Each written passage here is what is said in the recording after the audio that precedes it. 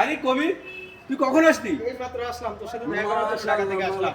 হ্যাঁ, ঢাকা থেকে আসলাম এই মাত্র। মাশাআল্লাহ মাশাআল্লাহ, তোর সাথে ধন্যবাদ। দেখা করার জন্য। কি কস? হ্যাঁ, মাশাআল্লাহ, খুব খুশি হলাম। দেখছেন কি আন্তরিকতা, কি মহব্বত। ঢাকা থেকে চলে এসেছে আমার সাথে দেখা করার জন্য। তুই তো আজকে তো 6 মাসও তো বাড়িতে আসিস না এখনো। না 7 মাস। হ্যাঁ, শুধু ওই দেখা করার জন্য আসছি। 7 মাস পরে আমার সাথে দেখা করার জন্য চলে আসছে। মাশাআল্লাহ, সব আমি তো তোদের এলাকাতে চলে আসলাম এখন। আলহামদুলিল্লাহ, খুব ভালো হয়েছে। আমি শুনে তো খুশি হয়ে আসছি। আমি তো তোদের এলাকায় চলে আসলাম। ভালো আছেন? এই হলো আমার কপিল, দুবাই কপিল। উনি খুব আন্তরিকতার লোক, বুঝছস? এক খুব আন্তরিকতার লোক, খুব মহব্বতের লোক। খুব ভালো হয়েছে, খুব ভালো হয়েছে। সবাই এক জায়গাতে কাছের মানুষগুলো একসাথে হয়েছে, এটাই তো আনন্দ।